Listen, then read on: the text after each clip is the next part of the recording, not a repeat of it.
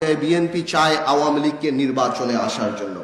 আমি বুঝতে পারি রাজনীতিবিদ হিসাবে যে বিএনপি চেতেই পারে আওয়ামী লীগকে নির্বাচনে আসার জন্য, নাহলে আওয়ামী লীগ পরে বলতে থাকবে যে আমাদেরকে নির্বাচনকে বাদ দেওয়া হয়েছে, এই নির্বাচনের গ্রহণযোগ্যতা নাই, এই নির্বাচন আমরা করলে আমরা জিতে যেতাম। কিন্তু আমি একটা কথা পরিষ্কার করে বলে দিতে চাই, বিএনপি বলুক, শব্দ বলুক, ইউনূস সাহেব বলুক, গ্রাউন্ড রিয়ালিটি কিন্তু ডিফারেন্ট।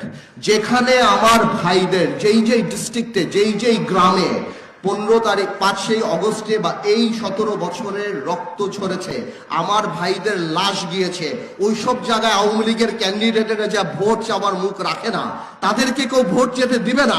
গ্রাউন্ড রিয়ালিটি আলাদা। বিচার না হওয়া পর্যন্ত আওয়ামী লীগকে বাংলাদেশের মানুষরা ঘর থেকে বের হতে দিবে না রাজনীতি করার জন্য। আপনারা ইউনূস সরকারকে গালি দিচ্ছেন, আপনারা বলছেন এই হত্যা ইউনূস সরকার করেছে, আপনারা বলছেন আমরা অবৈধ, এই সরকার অবৈধ। তাহলে আপনারা এই অবৈধ সরকারের অধীনে কিভাবে নির্বাচনে অংশগ্রহণ করবেন? তাহলে আপনাদের মেনে নিতে হবে।